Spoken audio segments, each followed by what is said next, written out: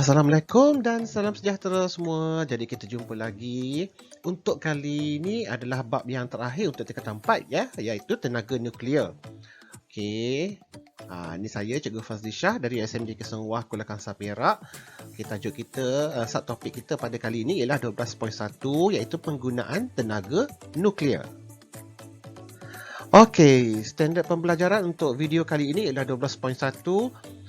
Poin 1, mewajarkan penggunaan tenaga nuklear bagi negara yang telah dikenal pasti. Okey, tenaga nuklear memberikan banyak manfaat kepada manusia apabila dijanakan dan dikawal dengan baik. Ya, kalau kita handle tenaga nuklear dengan cara yang betul, ya. Jadi ya, dia memang banyaklah memberi manfaat kepada manusia, ya. Yang mana yang tak memberi manfaat itu kalau kita tak dapat kontrol dia dengan cara pengendalian bahan radioaktif itu dengan yang tidak betul lah, ya. Okey. Jadi ya, setiap tahun berlakunya pertambahan negara yang menggunakan tenaga nuklear untuk menjanakan tenaga dalam pelbagai bidang. Jadi Malaysia macam mana? Adakah dia terlibat dengan tenaga nuklear? Tidak ya. Malaysia menggunakan konsep empangan ya, air ya, iaitu untuk menjanakan tenaga elektrik kan. Alright.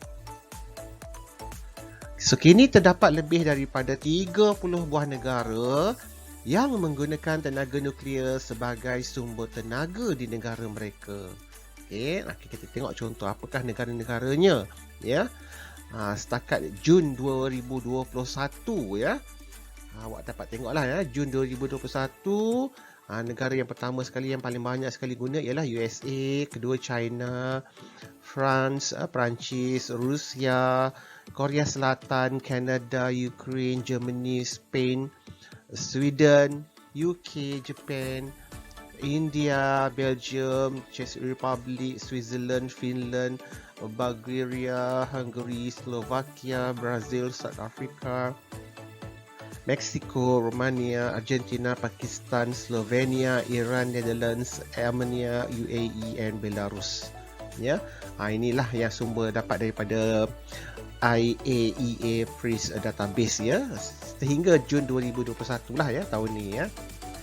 Okey, mengapakah negara-negara ini menggunakan tenaga nuklear berbanding dengan sumber tenaga lain? Okey, kenapa ya? So yang itu kita akan belajar ya. Okey, penggunaan tenaga nuklear. Tenaga nuklear ni ialah tenaga alternatif ya, tenaga pilihan kita panggil ya, yang boleh menjanakan tenaga elektrik bagi menggantikan atau mengurangkan penggunaan petroleum ataupun juga arang batu.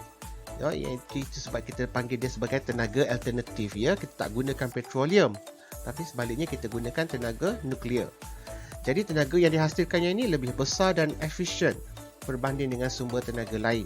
Okey, when kita cakap tentang efisien, okey, efisien ni maksudnya ialah macam menjimatkan kos. Okey, menjimatkan kos ya. Ya, dalam menjimatkan kos dan dia lebih besar pula tu ya. Lebih banyak.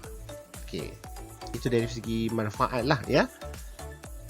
Okey, yang kedua ialah tenaga nuklear, dia menghasilkan sinaran mengion yang digunakan dalam pelbagai bidang ya, seperti perubatan, pertanian dan juga perindustrian. Jadi dia ada sinaran-sinaran ion inilah yang pada masa yang sama digunakan untuk yang bidang-bidang yang saya sebutkan tadi ya. Jadi dah jimat dah kat situ ya. Okey, penggunaan tenaga nuklear ini dapat meningkatkan taraf kesihatan dan juga taraf hidup manusia. Okey, meningkatkan taraf kesihatan tu sebab apa? Sebab digunakan dalam perubatan. Banyak penyakit-penyakit yang kita boleh rawat dengan menggunakan sinaran gamma contohnya, untuk membunuh sel-sel kanser. Itu contohnya lah ya. Dari segi pertanian kita gunakan phosphorus 32 ya, untuk mengkaji kadar penyerapan nutrien baja tu.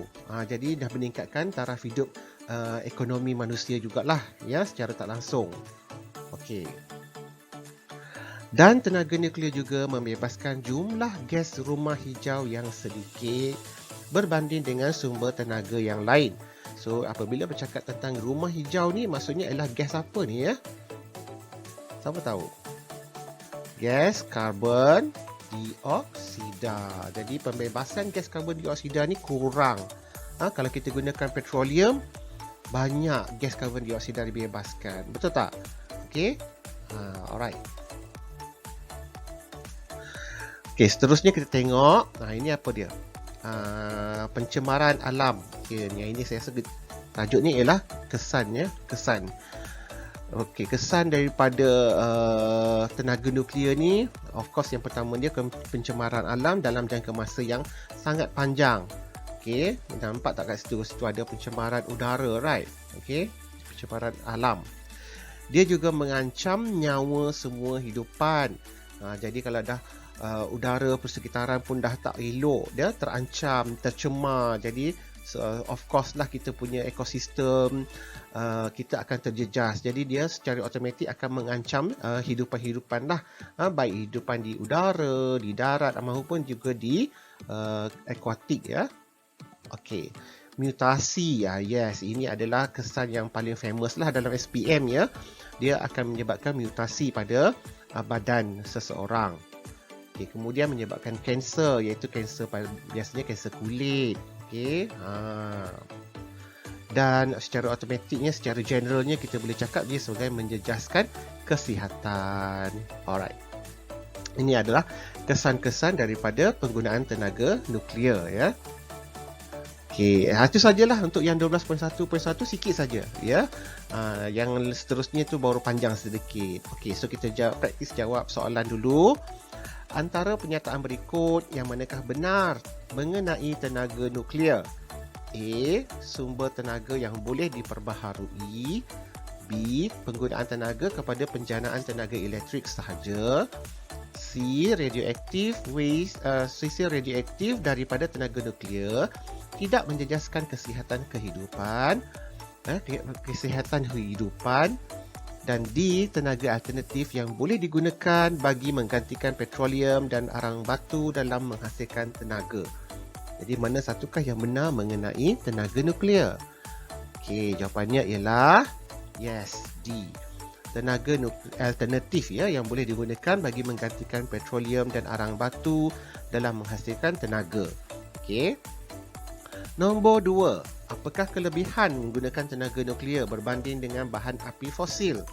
Okey, bahan api fosil ni daripada yang contohnya ialah petroleum tadilah ya. Petroleum tadi. So apa kebaikannya guna tenaga nuklear ni? Okey, jadi murah, mesra alam, diterima oleh orang awam, kurang memerlukan penyelenggaraan. Jadi agak-agak apakah jawapan untuk soalan ini? Okey, murah ya, sebab tadi saya ada sebut tentang efficient, iaitu menjimatkan kos ya. Okey, so itu sajalah ya latihan, dan saya harap anda semua mendapat manfaat daripada video ini. Kita teruskan nanti untuk 12.2 pula. Okey, bye bye. Kita jumpa lagi nanti. Assalamualaikum.